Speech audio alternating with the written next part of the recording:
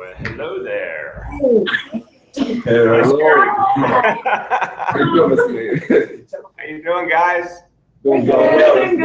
Doing good? All right. So I just want to say, first of all, to everyone at Frederick Douglass, I really wanted to be with you the other day. And I'm sorry we had a pretty important situation that I had to deal with. But I wanted to do a little makeup session and spend a little time with you here. So I'm very excited to spend this time because I love talking about college and the future and what the future can bring. I was in your shoes once. I went down this road. Now I just want to say a couple things up front, and then I have a few questions for you, and you get to ask a few questions of me. I want to remind everyone, when you say something, please introduce yourself. But let me just say this up front. So if you are nervous about the future, you are normal. Okay, if you are trying to make sense of all these variables, we all went through it. When I was trying to decide what to do, I realized now I only had a little information compared to what I ideally should have had. I just had to go figure it out in many cases. When I made my decision about which college to go to, it went down to like midnight one night trying to decide. And, I think I did really well. I chose NYU. I had a great experience, but literally I was almost on the verge of going somewhere else. So this stuff is complicated, but the important thing is sort of to make it as simple as you can in your own mind. Be true to yourself. Something is going to call to you from a college. Something's going to indicate to you why it is special for you. Everybody's choice is different. It's not about someone else's rating system. It is about what works for you. What do you want to study? What kind of environment do you want? I wanted, for example, a college with a lot of student activism, and I found it. NYU is not particularly known for it, but I found what I was looking for there. I wanted a college in a place, a big urban center. I think I scored on that one, being NYU. I want a big, energetic place. I got it. For some other people, it's a small rural college is what's right for them. I mean, everyone's different. But I will say, approach the process with confidence and with belief in your own vision for yourself. It is confusing. It is nerve-wracking.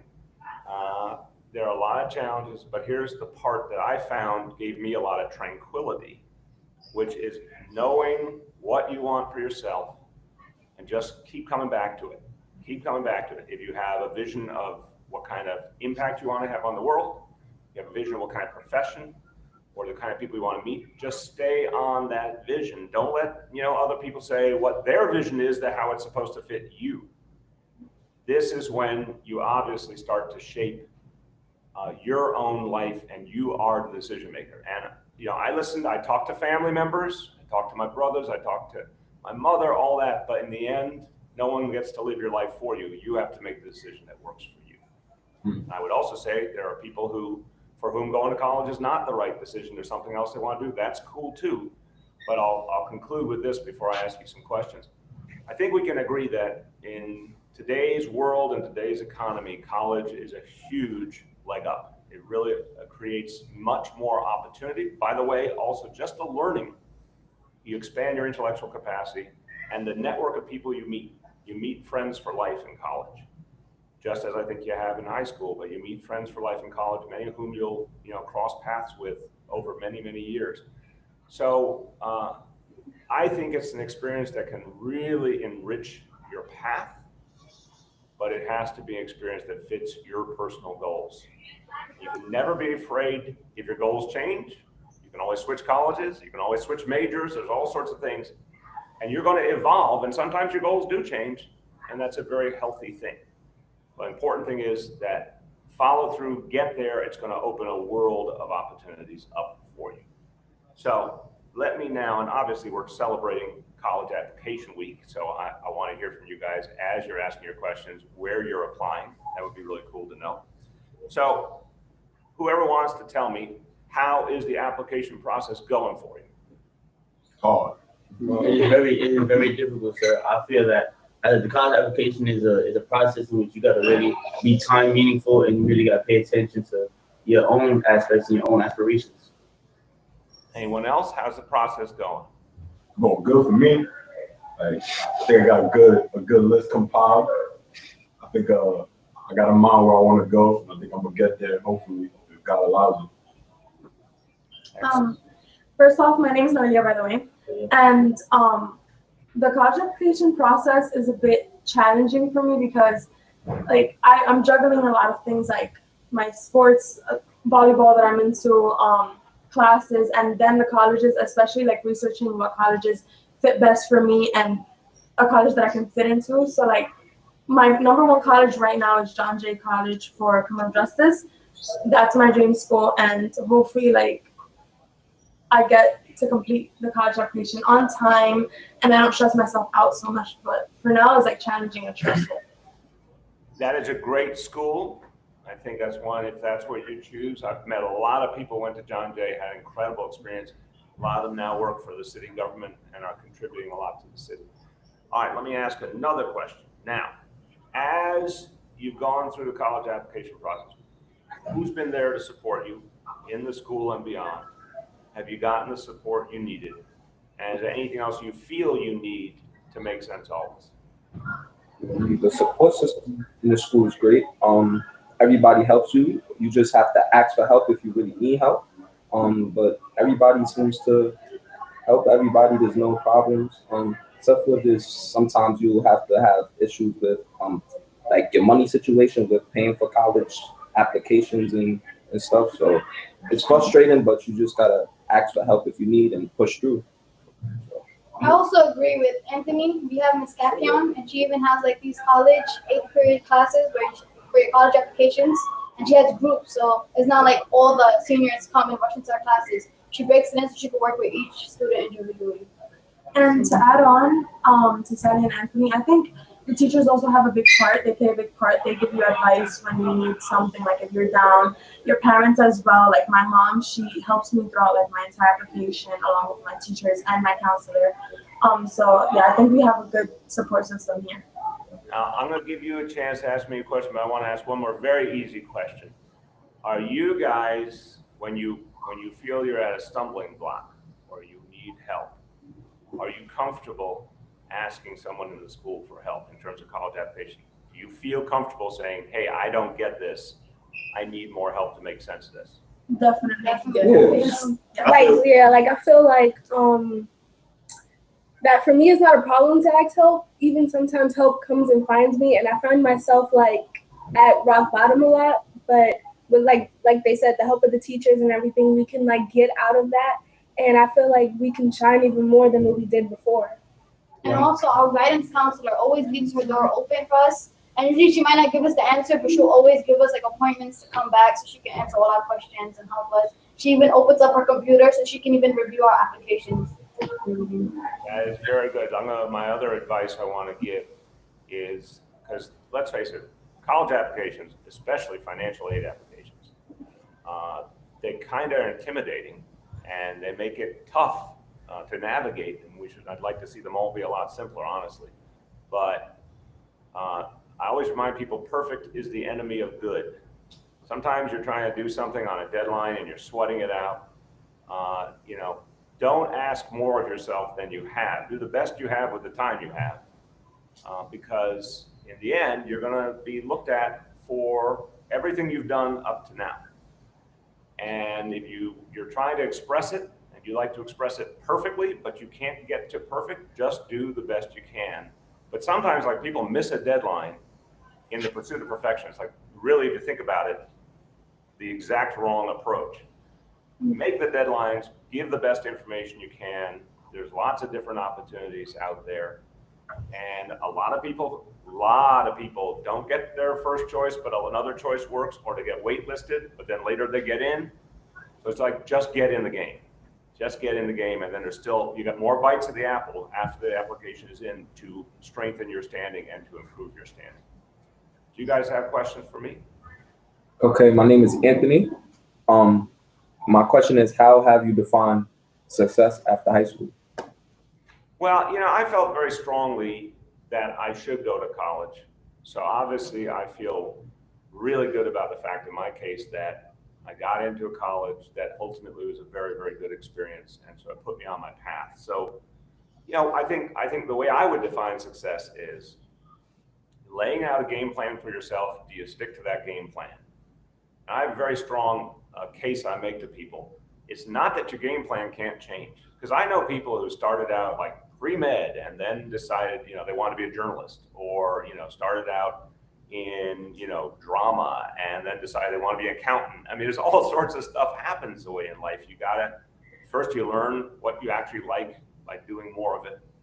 And sometimes you get exposed to something you never exposed to before, and it turns out that's the real thing that works for you. Sometimes it's a practical decision. But I think success is having a game plan, sticking to the game plan, and following through it. That does not always mean it works the way you want it to, but I really believe the game plan gets you somewhere. Again, it may not be the perfect outcome, but it can still be a good outcome. And I think what a lot of people do is they veer off their game plan. Now, how many of you have been involved in sports in any way? Raise your hand if you've been involved in sports. Okay, so you will know that this really defines great teams from lesser teams. Having a game plan, sticking to it, even in adversity, coming back to your core strategy. So for example, if each of you today, I'm gonna do a little test. I'm gonna go around the room. I'm gonna go from you on the left to you on the right, from my perspective. And I want you each to say, you get your dream job. It's 5 or 10 years from now, you're in your dream job. What's your dream job? Sociologist. Go ahead, next. Software engineer. Next. FBI agent. Wow, I'm gonna be nice to you. Next. Psychology. Okay, Teacher. all right, Investment banker. all right. NBA player. Say again. NBA player. I'm gonna be nice to you too. Take me to dinner one day. All right, so that to me, every one of you were able to answer immediately. That's a very good thing. That's a very good indicator about all of you. Now, as they tell us at Nike, just do it. Start from a game plan that says, okay, I'm going to do that thing. I'm going to reach that goal. And I'm not moving off that goal. And I'm going to find out how far I can go. There is no sin in life if it turns out maybe it wasn't the right goal, or maybe you have to come up with a different one. That's fine. But if you are saying, I'm going for that goal and I'm sticking to it, it will energize your whole approach. And anyone who has a game plan, because I assure you, I talk to a lot of people well into their 20s and I say, what do you want to do with life? And they say, I'm still thinking about it. All of you are already thought about it. And that's a huge advantage. So I define success as having a game plan and sticking to a game plan. Got another question for me? Hi, I'm Destiny. It says, how did the schoolwork and activities you did in high school impact you on the path to success? So Destiny, I found that a lot of what I did in high school prepared me fundamentally and sort of shaped me. And I didn't know it at the time. I didn't know it would be such a big deal. But I did student government. I got to know all sorts of different kinds of people. I went to a public high school that had, every kind of people in it, lots of folks from different countries, immigrants, people of all backgrounds, different, people of different economic classes, the whole thing. And I did not know at the time that I was learning what it would be like to be in public life at a very, small, kind of easier scale, but I was actually getting the fundamental tools and figuring out that it made sense for me. And one of the things that happens along the way is you have a dream of what you want to do, in part because it inspires you, but in part because you find you're good at it. You sort of, both things have to happen along the way. You may want to be, you said sociologist, right? Yes.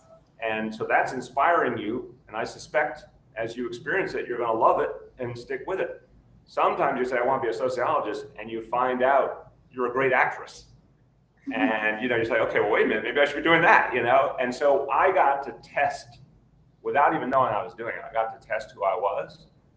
And it turned out that sort of working with people, trying to solve problems, listening to people's concerns and trying to work with them to get somewhere, or organizing them for change, was very natural for me. And so I think the high school years kind of set the template of who you are. Now, college, you get much more freedom to test the theory and to find out for sure and to experience a whole lot of things. And it's an amazing part of life. I look very, very fondly on the 4 years I spent in college because I got to, you know, really figure out what made sense for me. But high school, and one thing I say as you're in your senior year is just, you know, do as much of the things you're interested in as you can, be as active as you can, because you are building your sense of self and building your skills. You know, that's what I found. I was deeply, deeply involved, and it sort of supercharged my skills. I would never have known it at the time, but because I was so deeply involved, I was building more advanced skills than I realized, and I was building them ahead of a lot of other people. And I don't mean that to sound like a bad competitive thing, but I will say, you know, there's a great phrase that fortune favors the bold. I live by that, and I think sort of people say, I got this goal for myself, and I'm going to just do it, have a natural advantage. So take the time you have now in high school and then, of course, in college, deepen that sense of goal, follow through on it. All right, guys, I got to go off and do some mayoring. So I want to thank you for the chance to be with you. Obviously, most importantly, I want to wish you very, very good luck. Thank you. Thank you so much. Thank you, Ms. Lynn. What did you say? Thank you. Thank you. You're very welcome. And to all of you, I really want to commend you and congratulate you because you have that initial vision for yourself. And just go get what you believe in. And again, I hope everyone ends up with a college that they love. But, you know, if it's not what you love the first time, the ball game is not over. Just keep striving to get it. Keep striving to get it. I'll tell you one last thing, and it's important. So you'll spend the rest of your life looking back at this moment, very important life moment. And my wife, Charlene, has done these amazing things in her life, especially now where she's building this whole new idea for a mental health system for our city. She was the first young woman in her family to go to college. And she happens to be, as I think you know, African American. She went to a primarily white high school. A lot of the teachers were not encouraging, sadly. Some were, but a lot of people were sort of not saying college was for her. And she believed college was for her. And she found some people who really did support her. She applied to one of the best women's colleges in America, Wellesley, and she got into it because she was very smart and very focused. And then she also applied to Yale, which is where our son Dante is now, and she got waitlisted. And she decided not to pursue that. And she said to me the other day, well, I wonder what would have happened. And I said, you know, from my point of view, you got into the place that was perfect for you. Wellesley, by the way, the same college that Hillary Clinton went to, a place that developed women leaders, and it certainly had that impact on Charlene.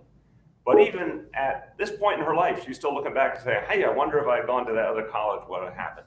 So that's a very natural thing. But the other thing to remember is, I know so many people that they got in on the wait list later on, they got in on the second try, they transferred after 1 year and got to the place they love.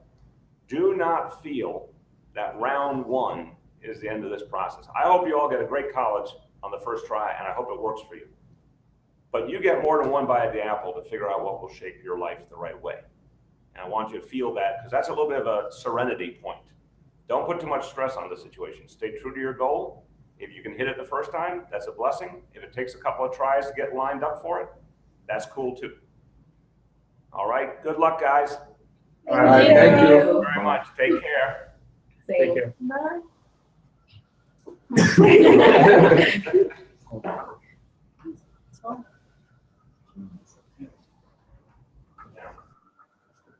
Yo, Jesus.